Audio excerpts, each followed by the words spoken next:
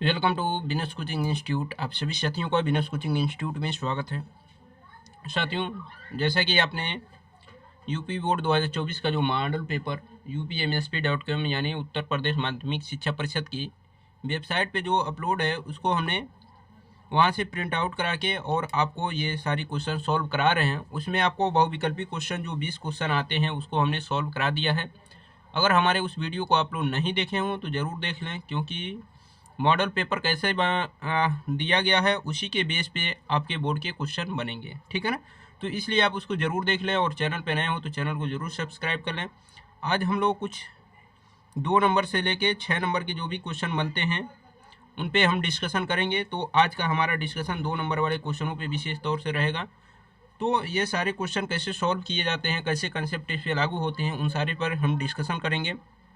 तो चलते हैं, शुरू करते हैं। पहला क्वेश्चन आप देख रहे हैं, सभी खंड कीजिए।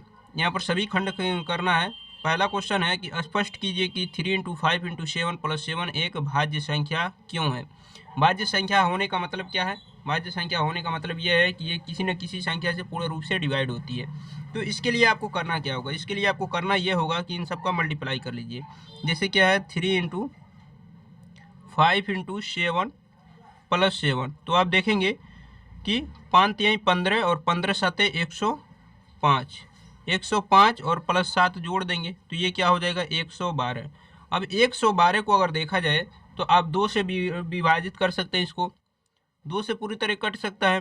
2 के साथ साथ ये 4 से कट सकता है, 3 से कट सकता है, 6 से कट सकता है। तो इस प्रकार ये क्या हो रही है, ये संख्या किससे किससे कट जाएगी? 2 से कट जाएगी, 4 से कट जाएगी, 3 से कट जाएगी, 6 से। 6 कम 6 नहीं, 6 से नहीं कटेगी, लेकिन ये कम से कम 3 संख्याएं तो आप लिख ही सकते हैं जिससे ये पूर्ण रूप से डिवाइड हो रही है।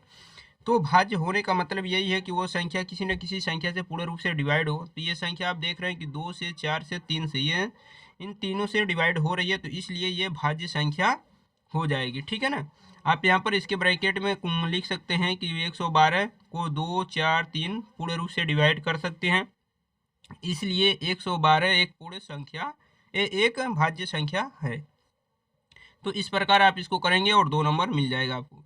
अगला क्वेश्चन है, यदि cot थीटा इक्वल टू 7/8 तो 1 प्लस साइन थीटा ब्रैकेट में 1 माइनस साइन थीटा अपन 1 प्लस cos थीटा अपन 1 माइनस cos थीटा का मान निकालिए। अब देखिए यहाँ पर जब आपको सॉल्व करना है तो इसके लिए आपको करना क्या होगा, हम यहाँ पर साइड में सॉल्व करके दिखा रहे हैं। यहाँ पर आपको क्या दिया गया, कॉट थीटा। तो कॉट थीटा इक्वल टू, यहाँ पर हम थीटा बना रहे हैं, तो कॉट थीटा इक्वल टू आपका क्या होता है, तो आधार बटे लंब। आधार क्या है, 7 है, और ये लंब क्या है, 8 है। तो कॉट थीटा बराबर क्या होगा, आधार बटे लंब। तो यहाँ पर आपको क्या करना होगा, यहाँ नाम लिख सकते हैं ABC। आपको AC का मान निकालना होगा, ठीक है ना। AC का मान निकालना होगा, क्योंकि साइन थीटा बराबर क्या होता है, परपेंडिकुलर अपन हाइपोटेनस, यानी परपेंडिकुलर अपन हाइपोटेनस। तो यहाँ से आपको AC का मान निकालना होगा। हम यहाँ पर AC का मान निकाल के आपको सॉल्व करके दिखा रहे हैं। तो AC इक्वल टू क्या होगा, √8 का स्क्वायर प्लस 7 का स्क्वायर, ठीक है ना। √8 का स्क्वायर क्या होगा, 64, और 7 का स्क्वायर 49। इनको सॉल्व करेंगे तो क्या मिलेगा, 9 और 4 30, 6 और 4 10 और 1 11, यानी √130 आएगा। ये √130, ये आपका AC का मान हो जाएगा। अब साइन और कास का मान निकाल के उसके बाद वही मान हम क्या करेंगे, यहाँ पर रख देंगे। तो आप देखिए यहाँ पर साइन थीटा इक्वल टू क्या होगा, परपेंडिकुलर अपन बेस, यानी परपेंडिकुलर क्या है 8, और बेस परपेंडिकुलर अपन हाइपोटेनस, तो हाइपोटेनस क्या है √130। और इसी प्रकार आप कॉस थीटा का यही निकाल लेंगे। कॉस थीटा इक्वल टू क्या होगा, बेस अपन हाइपोटेनस, यानी 7 अपन √130। अब यहाँ से हम आपको सॉल्व करके दिखाएंगे। देखिए हमारा मेन मकसद है आपको क्वेश्चन को सॉल्व करके दिखाने के तरीके से कैसे लगते हैं, ठीक है ना। पूरा पेपर के तरीके से हम यहाँ पर नहीं लिख रहे हैं।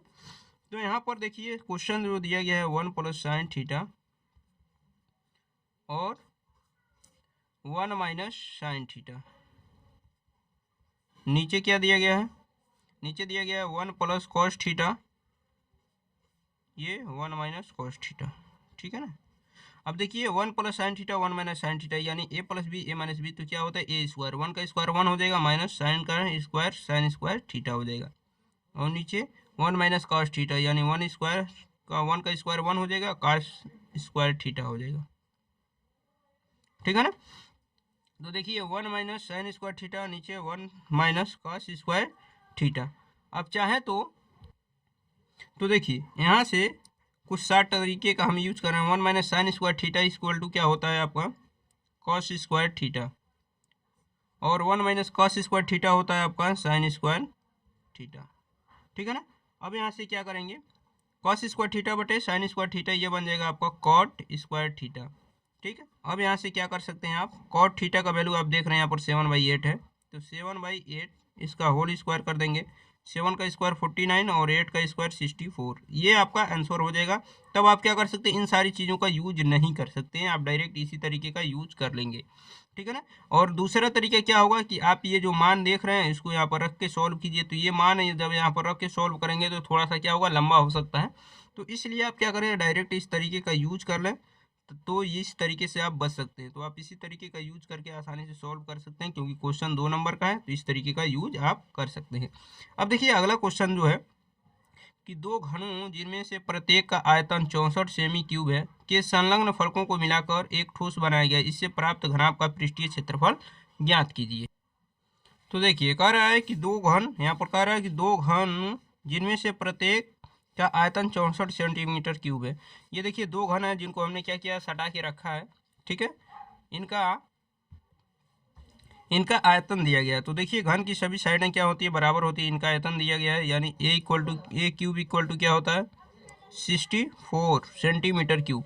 घन का आप आयतन जानते हैं ए क्यूब होता है, और ए क्यूब इक्वल टू 64, तो यहाँ से ए का अगर हम मान निकालेंगे तो 64 को आप क्या लिख सकते हैं, 4 का क्यूब, क्यूब से क्यूब कट जाएगा, ए इक्वल टू 4 आ जाएगा, यानी इसकी सभी साइडें क्या हो जाएंगी, 4 सेंटीमीटर की हो जाएंगी।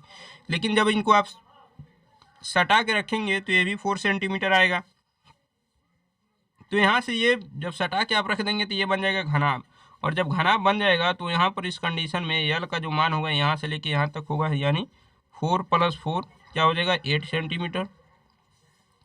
बी क्या होगी, बी इसकी होगी 4 सेंटीमीटर, और हाइट क्या होगी, ये भी 4 सेंटीमीटर, क्योंकि इसमें किसी भी प्रकार की चेंजेस नहीं आएंगे। उसके बाद आप निकाल सकते हैं घनाभ का आयतन, सॉरी घनाभ का क्या पूछा गया, इससे प्राप्त घनाभ का पृष्ठीय क्षेत्रफल। तो घनाभ का पृष्ठीय क्षेत्रफल ये क्या होगा आपका 2 ब्रैकेट में LB + BH + HL, ये होता है पृष्ठीय क्षेत्रफल का फार्मूला। तो 2LB, L का मान क्या है 8, B का मान क्या है 4, प्लस B का मान 4, H का मान 4 प्लस H का मान 4 है, और L का मान 8। यहाँ से जब सॉल्व करेंगे तो 2 8 4 = 32 + 60 + 32, ठीक है ना। इन सबको जब सॉल्व करेंगे तो ये पूरे को ऐड करेंगे तो 80 हो जाएंगे। देखिए 2 6 8 और 2 10 को 0, 3 1 4 4 3 7 1 8, गुणा कर देंगे तो 8 दूनी 16, 160 सेंटीमीटर स्क्वायर आपका फाइनल आंसर हो जाएगा। तो 160 सेंटीमीटर आपका आंसर होगा। अब चलते हैं अगले क्वेश्चन की तरफ और अगला क्वेश्चन समझेंगे। क्वेश्चन जो है अगला क्वेश्चन है कि निम्न आंकड़ों का माध्य ज्ञात कीजिए। अब यहाँ पर हमें माध्य ज्ञात करना है, तो हमें क्या करना होगा, यहाँ पर वर्ग अंतराल जिसे हम CI लिखेंगे, CI यानी क्लास इंटरवल। ये क्लास इंटरवल आपका क्या है 10 से 20, 20 से 30, 30 से आपका होगा 40, ये 60 तक है, ठीक है ना। यहाँ से 40 से 50 और 50 से 60, ये 60 तक है, ये क्लास इंटरवल हो गया। उसके बाद आपको करना क्या है, इसका दिया गया है फ्रीक्वेंसी यानी बारंबारता। यहाँ पर फ्रीक्वेंसी F लिख ले रहे हैं, F क्या है 2 है, 7 है, 12 है, 15 है, ठीक है ना। देखिए 2 हो गया, 7 हो गया, 12 हो गया, 15 हो गया, लेकिन ठीक है 15 के बाद क्या है आपका 8 है, और एक आपका दिया गया है 60 से 70 जो है, ये 60 से 70 था, इसका दिया गया 6। अब यहाँ से आपसे ये पूछा गया है कि इसका माध्य बताइए। तो देखिए हम यहाँ पर माध्य सॉल्व करके आपको दिखा रहे हैं, माध्य कैसे निकलेंगे। इसके बाद आपको क्या करेंगे, यक्स निकालेंगे। यक्स का मतलब क्या होगा, मीड वैल्यू। यहाँ पर यक्स का मतलब ये है कि मीड वैल्यू हम निकालेंगे। मीड वैल्यू यानी मध्यमान। मध्यमान कैसे निकालते हैं, इन दोनों को जोड़ते हैं, 2 से भाग देते हैं। तो 20 और 10 30, 30 को 2 से भाग देंगे आएगा 15, 30 20 50, 2 से भाग देंगे 25, यानी इसमें भी 10 10 का गैपिंग है तो इसमें भी 10 10 का आएगा। 25 से बन जाएगा 35, 35 से बनेगा 45, 45 से 55 और 55 से 65। तो ये आपके मिल जाएंगे मध्य वैल्यू। अब इसके बाद आपको करना क्या होगा, इसके बाद आप देखिए 1 2 3 4 5 6 है ना, इसमें से किसी को आप क्या मान सकते हैं, ए मान सकते हैं। जब आप ए मान लेंगे तो ए मानने के बाद आपको करना क्या होगा, डी निकालना होगा। D equal to X minus A होता है। D equal to X minus A यानी डिफरेंस आपको निकालना है। एक्स का मान ये पूरा है, उसमें केवल ये वैल्यू ए का है। तो देखिए 50 में से 45 माइनस करेंगे, क्या आएगा आपका -30। ये घटाएंगे तो -20, इसको घटाएंगे तो -10, 45 को घटाएंगे तो 0, ये 10 आएगा और ये 20 आएगा। ठीक है ना। उसके बाद आप इसमें किसी को एच मान लें, तो इसको एच मानेंगे। किसी को नहीं मानना है, इसमें उस वैल्यू को मानना है जो सबको डिवाइड करे। तो 10 सबको डिवाइड कर सकता है, तो यहाँ पर आपको u इक्वल टू क्या मिल जाएगा, d by h. U equal to d by h. अब d क्या है, ये पूरे वैल्यू है, एच के 1 है, केवल 10 है। 10 से जब इसमें डिवाइड करेंगे तो यह आएगा -3, ये आएगा -2, ये आएगा -1, ये होगा 0, ये होगा 1 और ये होगा 2। अब देखिए, अब इसके बाद ये आपको मिलेंगे एफ यू। एफ यू जब निकालेंगे तो देखिए एफ यू कैसे निकालेंगे, 2 का -3 में मल्टीप्लाई करेंगे -6, 7 का -2 में मल्टीप्लाई करेंगे -14, 12 का -1 में मल्टीप्लाई करेंगे तो -12, 50 का 0 में मल्टीप्लाई करेंगे 0, 8 का 1 में मल्टीप्लाई करेंगे 8 होगा, 6 का 2 में 12 होगा। ठीक है ना। अब यहाँ पर हम क्या लिखेंगे, सिग्मा एफ यू। अब देखिए माइनस वाले को 1 में, प्लस वाले को 1 में जोड़ दीजिए। देखिए 12 8 20 हो जाएगा ये। ठीक है। और ये आपका 14 और 6 20 हो जाएगा, -12 बच जाएगा, ये आपका -12 बचा। और इधर निकाल लीजिए आप सिग्मा एफ। सिग्मा एफ क्या होगा, सबको जोड़िए। देखिए 7 2 9 9 2 11, 11 और 5 16, और 16 4 20, 20 10 30 को 0 हासिल, 3 1 2 और 3 हासिल, क्या होंगे 5।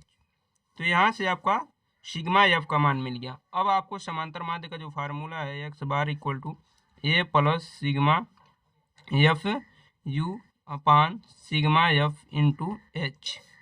ये विचलन विधि से स्टेप डिवीजन मेथड है। आप देखेंगे ए का वैल्यू क्या है, ए का वैल्यू जो है आपका 45 है। देखिए सिग्मा एफ यू का वैल्यू क्या है, -12 है। -12 सिग्मा एफ यू का वैल्यू क्या है, -12 है। नीचे सिग्मा एफ का वैल्यू क्या है, 50 है। और एच का वैल्यू आपका क्या है, 10 10 का गैपिंग है, 10 हो जाएगा। 10 से ये कटेगा 5 चांस में, आपको क्या मिलेगा 45 माइनस 5 से इसमें डिवाइड कीजिए। 5 2 जा 10, डेसिमल लगाएंगे 2 बचेगा 20 होगा, 5 4 जा 20।